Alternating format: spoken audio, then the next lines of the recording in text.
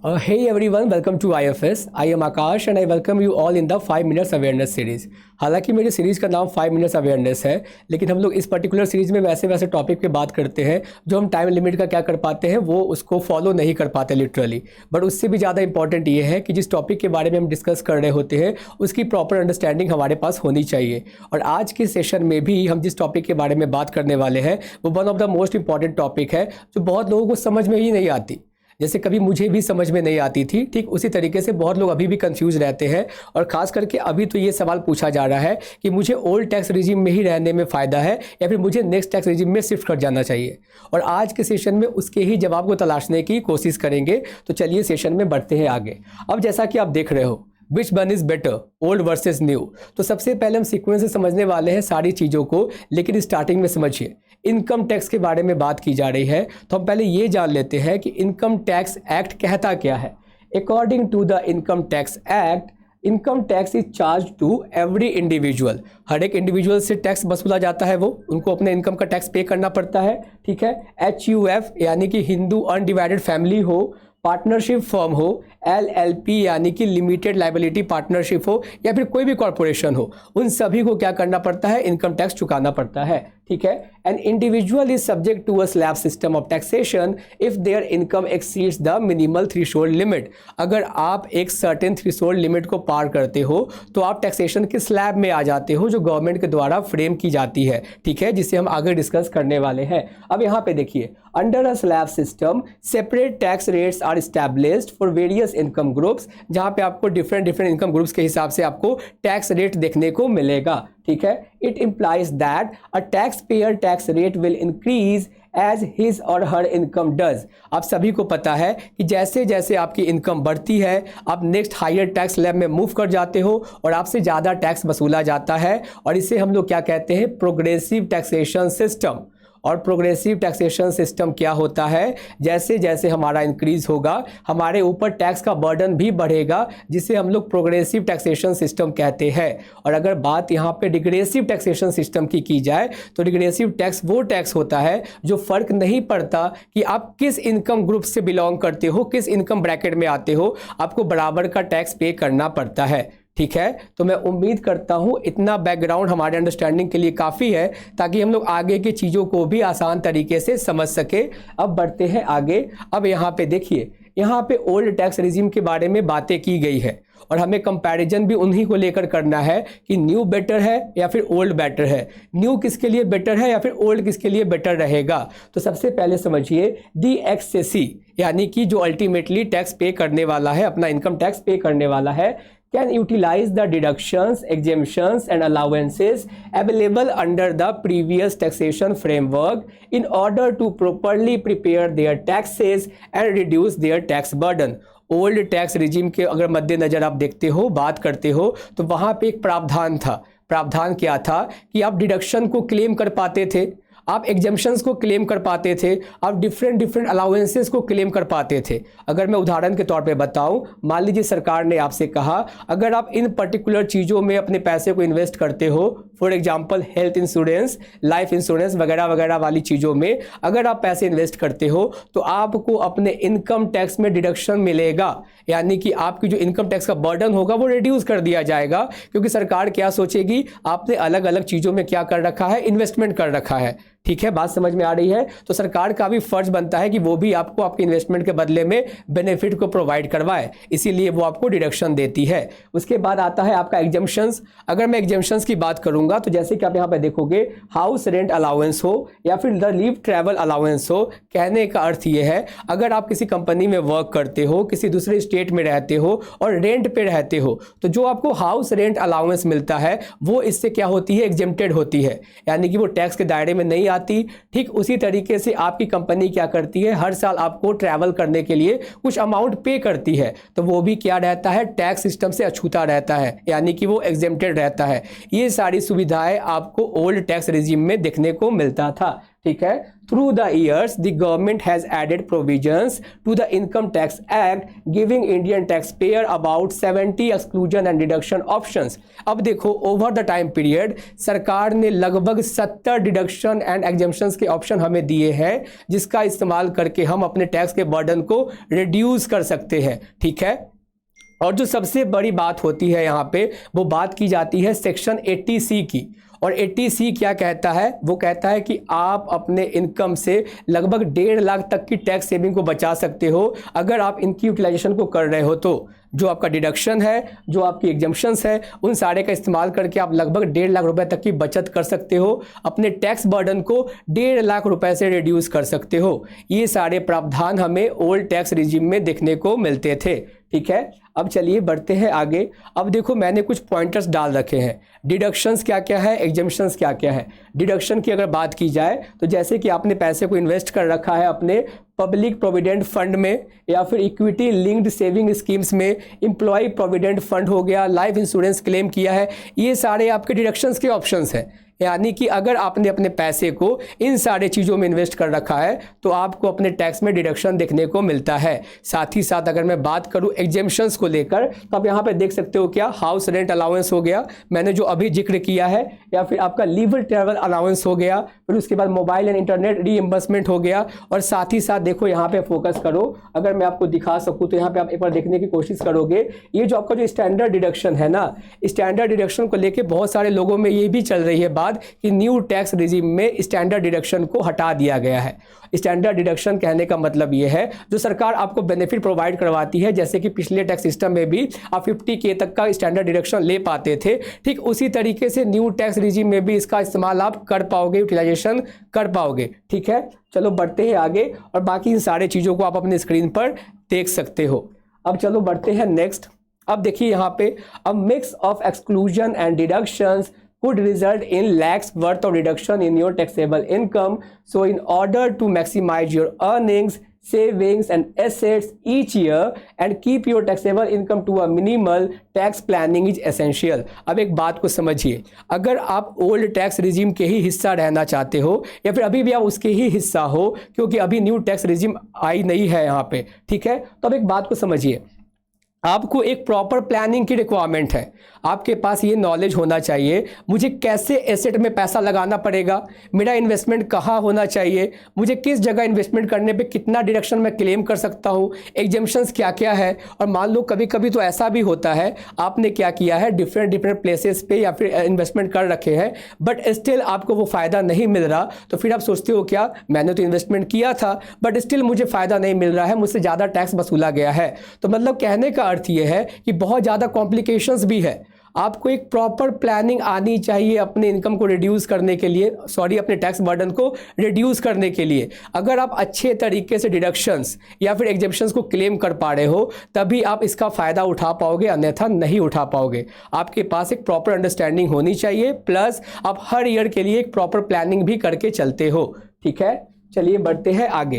अब देखो यहाँ पे एडवांटेज क्या क्या है आपके लिए अगर आप ओल्ड टैक्स रिजिम में बने रहना चाहते हो या फिर न्यू टैक्स रिजिम आने के बाद भी ओल्ड टैक्स रिजिम का ही हिस्सा बनना चाहते हो। तो देखो यहाँ पे, by forcing investment in specialized tax saving mechanism, the previous income tax system gradually ingrained in people a culture of saving. अब यहाँ से एक बात को समझिए, जो हमारा ओल्ड टैक्स रिजिम था वो सारे लोगों में एक सेविंग का जो कल्चर था वो हैबिट को बिल्डअप करती थी।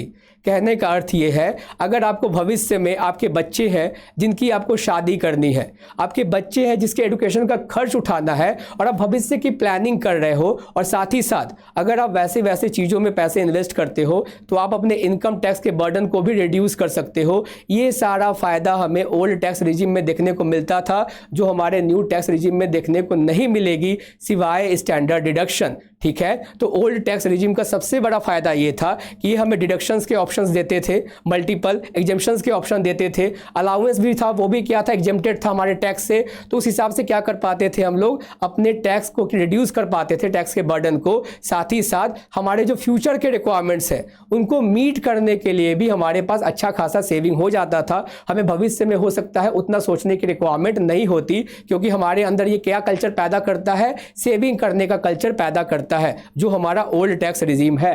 ठीक है, अब देखो यहाँ पे आगे बढ़ते हैं। फिर इसके लिमिटेशंस क्या क्या है, नुकसान क्या है अगर आप इसके हिस्सा बने रहना चाहते हो या फिर भविष्य में इसका हिस्सा बनना चाहते हो। तो अब एक बात को समझिए, आपने डिडक्शन का फ़ायदा उठाने के लिए, एग्जेम्पशंस का फ़ायदा उठाने के लिए आपने क्या किया, अलग अलग जगह पे इन्वेस्टमेंट करना शुरू किया।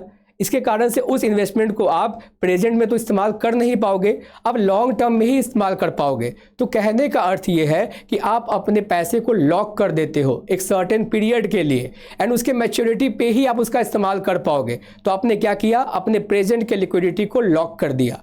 अगर आपको प्रेजेंट में ही किसी अनसर्टेनिटी का सामना करना पड़ेगा तो आप अपना मैक्सिमम अमाउंट जो होगा वो इन्वेस्टमेंट कर चुके होंगे किसी एसेट में जिसका इस्तेमाल आप अभी नहीं कर सकते, और आपको प्रेजेंट में ही किसी अनसर्टेनिटी को फेस करने के लिए प्रॉब्लम का सामना करना पड़ेगा, क्योंकि आपके पास उतनी लिक्विडिटी नहीं होगी पहले की तुलना में। जस्ट बिकॉज आप अपने टैक्स बर्डन को कम करना चाहते थे, इसी कारण से आपने क्या किया, मल्टीपल चीज़ों में इन्वेस्टमेंट कर दिया। ठीक है, तो इसके कारण से प्रेजेंट के अनसर्टेनिटीज़ को फेस करने में आपको परेशानी आ सकती है। ये हो गए इसके पहले लिमिटेशंस। उसके बाद देखो, there are only a few investment that can reduce taxes. फिर आपको ये भी पता होना चाहिए, जैसा मैंने आपको बताया, मान लो कि आप इन्वेस्टमेंट किसी और चीज में करना चाहते हो लेकिन आपको पता क्या चलता है, मुझे उस पर डिडक्शन नहीं मिलना। ठीक है, आपको उसी में डिडक्शन मिलेगा। हो सकता है आपको मन ना हो वहां इन्वेस्टमेंट करने के लिए, आपकी रिक्वायरमेंट ना हो, तो आपको ये भी आइडिया होनी चाहिए। उसके बाद देखोगे, maintaining records of claim deduction is troublesome. आपने कितना क्लेम किया पिछले साल में, उन सारे चीज़ों को मेंटेन करते चलना, आपका कब इशू आ गया कोई, उसे आप सॉल्व करवा रहे हो, आप किस तरीके से प्लानिंग कर रहे हो, आपके पास ये अंडरस्टैंडिंग हो मुझे कहाँ कहाँ पैसे लगाने पर भी हो सकता है आपको टैक्स में रिबेट ना मिले। वो सारे चीज़ों को मैनेज करना एक पर्टिकुलर इंसान के लिए बहुत ज़्यादा कॉम्प्लिकेटेड हो जाता है। इसलिए कहा जाता है जो हमारा करेंट का जो टैक्स रिजीम है वो काफ़ी ज़्यादा कॉम्प्लिकेटेड है। वो वही व्यक्ति उसका फुल्ली यूटिलाइजेशन कर सकता है जिसके पास प्रॉपर नॉलेज हो, जिसे पता हो कि मैं डिडक्शन को कैसे क्लेम कर सकता हूं, एग्जेम्पशंस को कैसे क्लेम कर सकता हूं, और साथ ही साथ अपने टैक्स की प्लानिंग किस तरीके से कर सकता हूं। ठीक है, तभी आप इस ओल्ड रिजीम का फायदा उठा पाओगे। और नेक्स्ट अगर मैं बात करूं, ये उनके लिए तो बिल्कुल फायदेमंद नहीं है जिनकी आय ऑलरेडी पहले से कम है। जिनकी आय अगर ऑलरेडी पहले से कम है, यानी कि जिनकी इनकम ऑलरेडी पहले से कम है, वो तो सैलरी ही कम कमा रहे हैं। ठीक है, तो वो डिफरेंट जगह पे इन्वेस्टमेंट कर ही नहीं सकते और ना ही इन चीज़ों का फ़ायदा उठा सकते हैं। और हम बात करेंगे कि वैसे व्यक्ति के लिए कौन सा टैक्स रिजीम ज़्यादा बेटर रहने वाला है। तो फिलहाल आपने एडवांटेज देखा, फिलहाल आपने लिमिटेशंस भी देखे, अब हम लोग बढ़ते हैं आगे। अब देखिए यहाँ पे अब बात होती है न्यू टैक्स रिजीम की। और अगर मैं न्यू टैक्स रिजीम को सम अप करना चाहूँ तो जो भी डिडक्शंस, जो भी एग्जेम्पशंस, अलाउंसेस, वो सारा कुछ आप देख पा रहे थे वो आपको न्यू रिजीम में देखने को नहीं मिलेगा। अब आप डिडक्शन ना ही क्लेम कर पाओगे, ना एग्जेम्पशंस का फ़ायदा उठा पाओगे। बस केवल किया क्या गया है इसमें, अल्टीमेटली जो पहले आपका जो इनकम ब्रैकेट था ओल्ड टैक्स रिजीम में, उसमें आपको ज़्यादा टैक्स रेट चुकाने पड़ते थे। इस बार में क्या किया गया है, आपको इस बार में टैक्स स्लैब को बढ़ा दिया गया है। 6 टैक्स स्लैब बना दिए गए हैं इस बार में, और साथ ही साथ टैक्स रेट को भी पहले की तुलना में रिड्यूस कर दिया गया है। ठीक है, यही चेंजेस आई है न्यू टैक्स रिजीम में। ना ही आप डिडक्शन एग्जेम्पशंस को क्लेम कर पाओगे जो आप कर पाते थे ओल्ड टैक्स रिजीम में। केवल आपको यहाँ पे टैक्स रेट में कमी देखने को मिलेगी, और आपको इनकम ब्रैकेट को भी बढ़ा दिया गया है 15 लाख तक के इनकम के ऊपर। चलो समझते हैं उसको डिटेल वे में, वो चीज़ें क्या है। उसके पहले ये जानिए कि इसके एडवांटेज क्या होंगे। फिर अगर आप न्यू टैक्स रिजीम में ना डिडक्शन वो कर सकते हो, ना आप एग्जेम्पशंस का फ़ायदा उठा सकते हो, तो फिर एडवांटेज क्या है, क्यों कोई लोग इसमें जाना चाहेगा। तो आपको समझो यहाँ पे धीरे से पॉइंटर्स क्या बताते हैं। कुछ एडवांटेज है इसके। सबसे पहला एडवांटेज तो ये है कि न्यू टैक्स रिजीम आपको बाध्य नहीं करती है कि आप इसके मेंबर हो जाओ, आप इसमें पार्टिसिपेट कर लो। वो आपके ऊपर डिपेंड करता है, आप इसमें एंटर करना चाहते हो या फिर नहीं करना चाहते हो। अगर आप ओल्ड टैक्स रिजीम का ही मेंबर बने रहना चाहते हो तो आपके पास पूरी छूट है, पूरी आज़ादी है। सरकार ने आपको ये हिदायत दी है कि आप चाहो तो ओल्ड टैक्स रिजीम का ही मेंबर बने रहना चाहते हो, और जो कि आप न्यू ज्वाइनी भी हो, आप न्यू सैलरीड पर्सन बनने वाले हो, तो आपको एक अलग से फॉर्म भरना पड़ेगा और ये बताना पड़ेगा क्या कि मुझे ओल्ड टैक्स रिजीम का ही मेंबर बने रहना है, मुझे न्यू टैक्स रिजीम में एंट्री नहीं करनी है। है, ठीक है, वो आपको फुल्ली आज़ादी है। साथ ही साथ मैंने जैसा कि आपको बताया, इस वाले टैक्स रिजीम का फ़ायदा ये है कि आपको 7 लाख तक के इनकम पे किसी भी तरीके से कोई टैक्स देना ही नहीं है। और जो हमारी फिनेंस मिनिस्ट्री है, जो हमारी फिनेंस मिनिस्टर है, उन्होंने भी ये कहा है कि हम मिडिल क्लास फैमिली को सपोर्ट करना चाहते हैं, इसके थ्रू हम उनके ऊपर से टैक्स के बर्डन को रिलीज़ करना चाहते हैं। और अगर आपकी इनकम 7 लाख रुपए तक है तो आपको किसी भी तरीके से कोई टैक्स नहीं चुकाना है, ठीक है। ये कुछ इसके क्या है, एडवांटेजेस है। आप बाध्य नहीं हो कि आप न्यू के मेंबर बन जाओ, आप ओल्ड में भी रह सकते हो। लेकिन अगर आपने न्यू फॉर्म नहीं भरा अलग से ओल्ड के लिए, तो इस टैक्स रिजीम को क्या माना जाएगा, डिफ़ॉल्ट माना जाएगा। यानी कि आप ऑटोमेटिकली इसके मेंबर बन जाओगे और आपको उसके लिए क्लेम करना पड़ेगा कि मुझे ओल्ड रिजीम का हिस्सा बनना है। मैं आपको एक बात और बता दूं, आप मल्टीपल टाइम्स चाहो तो अपने आप को टैक्स रिजीम में स्विच कर सकते हो। मल्टीपल टाइम्स कहने का मतलब है कि आज मन किया तो मैं आ गया इसमें ओल्ड टैक्स रिजीम में, और कल मुझे पसंद नहीं आ रहा है तो मैं कल चला जाऊंगा न्यू टैक्स वाले में। तो मैं इसकी बात नहीं कर रहा, मैं बात कर रहा हूँ नेक्स्ट फिनेंशियल ईयर में। अगर मान लीजिए कि इस फिनेंशियल ईयर में आप इसके मेंबर बने रह गए और आप चाहते हो कि नेक्स्ट ईयर में आपकी इनकम बढ़ गई मे बी, या कुछ भी रीजन हुआ और आपको फायदेमंद लग रहा है ओल्ड टैक्स रिजीम, आप इतने ज़्यादा नॉलेजेबल हो गए कि आप डिडक्शंस को, एग्जेम्पशंस को क्लेम करना सीख गए हो, समझ गए हो, प्रॉपर टैक्स की प्लानिंग कर पाते हो, तो आप ओल्ड टैक्स रिजीम में नेक्स्ट ईयर में क्या कर पाओगे, स्विच भी कर पाओगे। और मैं यहाँ पे एक बात और बता दूं आपको, ये केवल प्रावधान जो है वो सैलरीड पर्सन के लिए है, हमारे आपके जैसे लोगों के लिए जिसकी सैलरी आती है, ठीक है। लेकिन अगर कोई वैसा व्यक्ति है जिसके इनकम का मल्टीपल सोर्स हो और उसके पास केवल एक ही चांस होगा, अगर उसे लगता है कि ओल्ड टैक्स रिजीम में ही बना रहना फ़ायदा है तो वो उसी में बना रहे। अगर उसे फ़ायदा लगता है कि मुझे न्यू टैक्स रिजीम में जाने में फ़ायदा है तो वो उसमें जा सकता है, लेकिन केवल एक बार, उसके बाद से वो वापस से ओल्ड टैक्स रिजीम में नहीं आ सकेगा। इसीलिए आपको इन सारे बातों का भी ध्यान रखना है। आप पहले डिसाइड कर लो अच्छे तरीके से कि आपके लिए ओल्ड टैक्स रिजीम ज़्यादा फ़ायदेमंद है या फिर न्यू टैक्स रिजीम ज़्यादा फ़ायदेमंद लग रही है, क्योंकि आपको केवल एक ही मौका मिलेगा स्विच करने का, ठीक है। तो इन सारे बातों को ध्यान में रखोगे। आगे देखते हैं फिर इसके लिमिटेशंस क्या है। ऑब्वियस सी बात है, ना कोई डिडक्शंस मिलने वाला है, ना कोई एग्जेम्पशंस होने वाले हैं। ये इसके सबसे बड़े लिमिटेशंस हैं, ठीक है।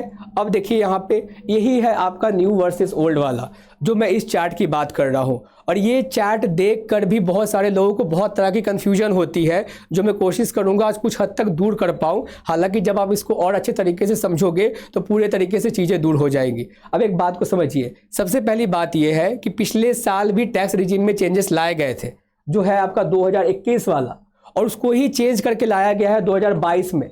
और ये जो आप ओल्ड टैक्स रिजीम की बात करते हो ना, ये 2021 से पहले वाले टैक्स रिजीम की बात की जा रही है, पिछले साल के टैक्स रिजीम की बात नहीं की जा रही। ये अभी भी कंटिन्यू है और इसी के मेंबर रहने की बात की जा रही है यहाँ पे, जहाँ पे आपको डिडक्शंस या फिर एग्जेम्पशंस जैसे रियायतें देखने को मिलती है। अब यहाँ पे देखिए आप, अगर उसके हिसाब से चला जाए ओल्ड टैक्स रिजीम के हिसाब से, तो अब देखो यहाँ पे अगर आपकी इनकम 2.5 लाख रुपए तक है तो आपको किसी भी तरीके से टैक्स नहीं चुकाना पड़ता, नील टैक्स रेट है यहाँ पे। जैसे ही आपकी इनकम एक्सटेंड होती है, 2.5 से 5 लाख इनकम ब्रैकेट में आप आते हो, आपके ऊपर 5% का टैक्स लगाया जाता है। 5 से 10 लाख के ऊपर में आते हो तो आपके ऊपर 20% का टैक्स लगाया जाता है। और अगर आप 10 लाख के मतलब थ्रेशोल्ड फ्रीक्वेंसी को पार करते हो तो आपके पास 30% का टैक्स लगाया जाता है। अब इसमें ही आता है कंफ्यूजन, कैलकुलेशन कैसे होता है। अब फॉर एग्जांपल आप ऐसे समझो, इस कैलकुलेशन को ध्यान से समझने की कोशिश करोगे। अब यहाँ पे समझते हैं, मान लीजिए सपोज करते हैं कि लेट कोई एक व्यक्ति है एक्स जिसकी इनकम जो है वो 4 लाख रुपीज़ की है, ठीक है, 4 लाख रुपीज़ की है। अब देखो कैलकुलेशन कैसे होता है अल्टीमेटली। यहाँ पे क्या कहा गया है आपको, ओल्ड टैक्स रिजीम के द्वारा क्या कहा गया है, अगर आपकी इनकम 2.5 लाख रुपए तक है तो आपको किसी भी तरीके से टैक्स पे नहीं करने हैं। यानी कि उसमें से आप माइनस कर लो कितना, 4 लाख में से आप पहले 2.5 लाख को माइनस कर लीजिए, ठीक है। आपके पास कितना आता है, 1.5 लाख, ठीक है, ये बचा। तो मतलब 2.5 लाख रुपए तक के इनकम पे आपको किसी भी तरीके से टैक्स पे नहीं करने। जो आपको बचा हुआ जो 1.5 लाख रुपया है उसके ऊपर आपको 5% का टैक्स पे करना पड़ेगा। चीज़ें समझ में आ रही है। जो एक्स्ट्रा इनकम जो आपके पास है कितना, 1.5 लाख रुपए का, इसके ऊपर आपको 5% का टैक्स पे करना पड़ेगा। ये होता है इसका लिटरल कैलकुलेशन, ठीक है। उसके ऊपर आप करोगे एक्स्ट्रा 1.5 लाख के ऊपर, ना कि पूरे 4 लाख के ऊपर। और ये सबसे बड़ा कंफ्यूजन होता है लोगों में, ठीक है। अब यहाँ पे देखिए एक बात को समझिए, अब 1.5 लाख के ऊपर लगाया गया 5%, जो भी वो वैल्यू आएगा वो आपका टैक्स में जाएगा उतना परसेंट। मान लेते हैं 7500 या फिर समथिंग आपका आ रहा है अगर, तो जो भी जो वैल्यू आएगा आप कैलकुलेट करके देखना, उतना ही आपको टैक्स के रूप में देना पड़ेगा एक्स्ट्रा 1.5 लाख के ऊपर में। अगर आपकी इनकम इंक्रीज कर जाए, आप मान लो 4 लाख से सीधा शिफ्ट कर जाते हो किसमें, 6 लाख रुपए आपकी इनकम हो जाती है, तो अब देखो आप ये ब्रैकेट में तो क्रॉस कर जाओगे इसको भी, सेकंड वाले को, आप आ जाओगे इस वाले में, और इस वाले में जैसे ही आप एंट्री मारते हो आपको 20% देना पड़ेगा। लेकिन देखिए जब आप यहां तक क्रॉस कर रहे होगे ना 5 लाख तक, जब आप 5 लाख तक आ रहे होगे और आपका इनकम अगर 6 लाख रुपए हो गया है अल्टीमेटली, तो आपको पहले 2.5 लाख पे तो देना ही नहीं है। एक्स्ट्रा जो इनकम बचा हुआ है आपका उसके ऊपर आप दे रहे हो 5%, और फिर मान लेते हैं कि 5 लाख तक वहां पे रुक जाओ, फिर जो एक्स्ट्रा इनकम है आपका 1 लाख रुपए, उसके ऊपर आपको देना पड़ेगा 20% का टैक्स। ठीक है, तो उस हिसाब से आप क्या करते हो, टैक्स पे करते हो। तो 20% का टैक्स दे रहे हो, यानी कि 20 के आप पे कर रहे हो टैक्स के तौर पे। तो मान लो कि 20 के ये, और फिर ये प्लस किए पहले वाला टैक्स, और इतना टैक्स आपको चुकाना पड़ जाएगा। तो इस तरीके से होती है कैलकुलेशन। ठीक इसी तरीके से कुछ लोग बोलते हैं कि सरकार ने तो 7 लाख तक तो टैक्स को माफ कर दिया है, फिर इस टेबल में इन सारी चीजों को देखने को क्यों मिलता है हमें। तो ये जो आपका एक्स्ट्रा जो थ्रेशोल्ड लिमिट को पार करोगे ना, तो फिर आप किस ब्रैकेट में आ रहे हो उस हिसाब से आपके ऊपर टैक्स लगाया जाएगा, और इस तरीके से होता है टैक्सेशन का कैलकुलेशन। ठीक है, उम्मीद करता हूं मैं आपको कि अब समझ में आया होगा हमारा कितना इनकम एक्सीड कर रहा है थ्रेशोल्ड लिमिट से, और हम किस वाले स्लैब में जा रहे हैं, और उस स्लैब में कितना % हमें टैक्स पे करना पड़ेगा। तो आपके एक्स्ट्रा इनकम पे टैक्स लगाया जाता है, जिसे हम लोग नेट टैक्सेबल इनकम कहते हैं, है ना, नेट टैक्सेबल इनकम। तो इन बातों का ध्यान रखना है। ठीक है, इस तरीके से होती है कैलकुलेशन। लेकिन अब देखिए चैट को फिर से वापस, आप देख रहे हो यहाँ पे कितना स्लैब था, टोटल 4 स्लैब था। आप जैसे ही देखोगे 5%, 5 से 10 में गए तो आपको देना पड़ेगा 20%। आपने जैसे ही 10 लाख को पार किया आपके ऊपर लग जाता था 30% ओल्ड टैक्स रिजीम के हिसाब से। लेकिन अगर आप न्यू टैक्स रिजीम को देखते हो, यहाँ पे स्लैब को बढ़ा दिया गया है, प्लस टैक्स रेट को भी रिड्यूस किया गया है। आप देखिए अगर आपकी इनकम 3 लाख तक होगी इस बार, तो आपको कुछ नहीं देना है। 3 से 6 लाख में जाते हो तो 5%, 6 से 9 लाख में 10%, एंड सो ऑन। मतलब कि अगर आप 15 लाख तक देखोगे तो आपके ऊपर आ रहा है 30% का भार। लेकिन आप अगर प्रीवियसली ही देखोगे 10 लाख के थ्रेशोल्ड लिमिट को अगर आप पार कर जाते हो तो आपके ऊपर 30% का टैक्स लगना शुरू हो जाता है। लेकिन अगर आप इतने स्मार्ट हो कि डिडक्शन एग्जेम्पशंस का फायदा उठाकर अपने टैक्स के बर्डन को रिड्यूस कर सकते हो तो वेल एंड गुड, वरना आप इसका भी मेंबर बन सकते हो न्यू टैक्स रिजीम का, क्योंकि यहाँ पे आपको पहले से कम टैक्स रेट पे करना पड़ेगा इतने अमाउंट तक इनकम के लिए। ठीक है, तो ये है बेसिक डिफरेंस यहाँ पे। अब बढ़ते हैं आगे।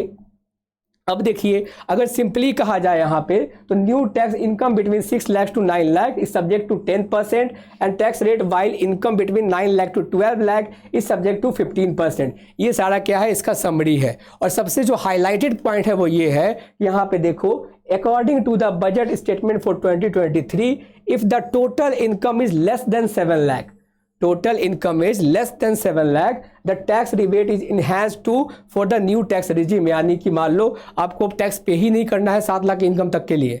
मैं अगर एक और बात कहना चाहूँ, अगर आपकी इनकम 7.5 लाख भी है ना, तो फिर भी आपको कोई टैक्स पे नहीं करना पड़ेगा। अब आप बोलोगे कैसे, तो वो हो जाएगा आपका स्टैंडर्ड डिडक्शन जो है आपका, जो सरकार की तरफ से दी जाती है आपको स्टैंडर्ड डिडक्शन। और मान लो अगर ये 50K का है आपका, ठीक है, 50K का है, तो ये जो आपको डिडक्शन मिल गया 7.5 लाख भी आपकी इनकम है, तो वो आपका कितना हो गया 7 लाख, और 7 लाख तक तो आपको टैक्स ही नहीं देना है। तो ये बात हुआ इसका, 7.5 लाख के इनकम तक पे भी आप क्या कर पाओगे, टैक्स में छूट ले पाओगे, यानी कि आपको टैक्स पे ही नहीं करना पड़ेगा। ठीक है, अब चलो आगे देखते हैं। तो अब पूछा जा रहा है विच इज बेटर, कौन सा बेटर है। तो मैं सिंपली से एक बात कहूँगा, अगर मान लीजिए कि आपकी इनकम कम है मेरी तरह, ठीक है, और अगर आपकी न्यू ज्वाइनी है, ठीक है, आपने नया मार्केट में आपने एंट्री किया है, मेरी तरह मैं कह सकता हूँ अल्टीमेटली। खैर जोक्स अपार्ट, आप एक बात को समझो, अगर आपकी इनकम कम है, आप उस लिमिट में आ रहे हो, ठीक है, तो आपके लिए बेटर क्या हो जाएगा, न्यू टैक्स रिजीम, है ना, न्यू टैक्स रिजीम। क्यों, क्योंकि उससे में जो सबसे ज़्यादा फायदा ये है कि हमें टैक्स रेट कम देखने को मिलता है, स्लैब बढ़ा दिए गए हैं। 7 लाख तक इनकम पे तो कोई टैक्स ही पे नहीं करना। तो उस हिसाब से देखोगे तो बिगिनर के लिए तो न्यू टैक्स रिजिम ज़्यादा फायदेमंद है। लेकिन अगर आपकी इनकम जो है वो हाईएस्ट है, आप डिफरेंट टैक्स स्लैब में आते हो, तो आपके लिए बेटर है क्या ओल्ड टैक्स रिजिम। क्यों? क्योंकि वहाँ पे आपको ढेर सारे डिडक्शंस और एग्जेम्पशंस के ऑप्शंस मिल जाते हैं, बशर्ते आपको उसके बारे में नॉलेज होना चाहिए, आपको प्रॉपर टैक्स प्लानिंग करनी आनी चाहिए, तभी आप जाकर उसका फ़ायदा उठा पाओगे। अन्यथा फिर क्या करना पड़ेगा आपको? सिंप्लिसिटी अगर आप चाहते हो, क्योंकि सरकार का भी ये कहना था कि मैं कॉम्प्लेक्सिटीज़ को रिमूव करना चाहती हूँ, इसीलिए उन्होंने क्या किया, सिंपली बनाया है क्या कि आप अगर इस स्लैब में आ रहे हो, इस टैक्स के स्लैब में आपको इतना इतना % टैक्स चुकाना पड़ेगा। ठीक है, तो यही था पूरा यहाँ का समरी। अगर आप बात करते हो कंक्लूजन के तौर पे, तो देखो हर किसी का अपना फ़ायदा अपना नुकसान है। ओल्ड टैक्स रिजिम में हमें भर भर के डिडक्शंस एंड एग्जेम्पशंस के ऑप्शंस मिल रहे थे, लेकिन वो सिस्टम काफ़ी ज़्यादा कॉम्प्लिकेटेड भी है। वो अगर आप स्मार्ट हो, इतना नॉलेजेबल हो, आप चीज़ों को समझ पाते हो अच्छे तरीके से, टैक्स की प्लानिंग कर पाते हो, तो वेल एंड गुड, आप उसमें ही बने रहिए। या फिर आप न्यू ज्वाइनिंग भी कर रहे हो, इनकम आपकी ज़्यादा है और टैक्स डिडक्शंस का, एग्जेम्पशंस का फ़ायदा उठा के आप अपने बर्डन को रिड्यूस कर पाओगे, तो बेटर है आपको अभी भी उस स्लैब में ही चले जाना चाहिए, ओल्ड वाले रिजिम में। ठीक है, लेकिन अगर आप इतना कॉम्प्लेक्सिटीज़ का सामना नहीं कर सकते, प्लस आपकी इनकम जो है वो इसी रेंज में आती है न्यू टैक्स रिजिम वाले हिसाब से, और आपको लगता है इसी में रहने फायदेमंद है, तो आप इसको चॉइस कर सकते हो। ये खास करके बिगिनर्स के लिए और जिनकी आय जो है वो कम है थोड़ी, वो उनके लिए ज़्यादा फायदेमंद न्यू टैक्स रिजिम ही है। अगर मैं आपसे कुछ और बातें कहूं, तो जो सरकार का जो एंटीसिपेशन जो हम लोग करते हैं, उसका मोटिव क्या होता है, तो अल्टीमेटली आने वाले दिनों में ना, जैसे किस तरीके से आज आप अगर न्यू ज्वाइन कर रहे हो, नई नई आपकी जॉब लग रही है, तो आप ऑटोमेटिकली किस में चले जाते हो, न्यू वाले में, और इसे क्या माना गया है, डिफॉल्ट माना गया है। तो इसका अर्थ हम लोग यही समझते हैं क्या, कि आने वाले दिनों में ओल्ड टैक्स रिजिम को पूरे तरीके से हटा भी दिया जाएगा। ठीक है, बिल्कुल यही क्या करेगी, मार्केट में रहेगी बनी हुई। तो ये पर्पस भी है जो हम लोग एंटिसिपेट करते हैं। ओल्ड टैक्स रिजिम हमेशा नहीं रहने वाला, न्यू टैक्स रिजिम ही डिफॉल्ट माना जाएगा, लेकिन जो कि अभी ऑप्शन है, तो आप उसके अकॉर्डिंग जा सकते हो। अब आप डिसाइड करो कि आप किस इनकम ब्रैकेट में आते हो, आप कितना अपने नॉलेज का इस्तेमाल कर पाते हो, कितने बेहतर तरीके से प्लानिंग कर पाते हो। अगर सारा कुछ आपके एंड से क्या है सॉर्टेड है, तो आपके लिए बेटर है कि आप ओल्ड टैक्स रिजिम के ही हिस्सा बने रहो, या फिर अभी भी उसके मेंबर बन जाओ। बशर्ते आपको एक्स्ट्रा फॉर्म भरना पड़ेगा, क्लेम करना पड़ेगा that I want to be a part of old tax regime, वरना आपके लिए न्यू टैक्स रिजिम को ही डिफॉल्ट माना जाएगा। सो विद दिस मैं उम्मीद करता हूं कि मैंने जो थोड़ी मेरी कोशिश थी, मैं उस तरीके से आपको समझा पाया। अगर कोई डाउट फिर भी रह जाता है, तो आप हमसे कमेंट सेक्शन में पूछ सकते हो, और इसी तरीके से हम लोग नेक्स्ट सेशन में भी बात करेंगे किसी और टॉपिक के ऊपर। तब तक के लिए have a good time, bye bye, take care.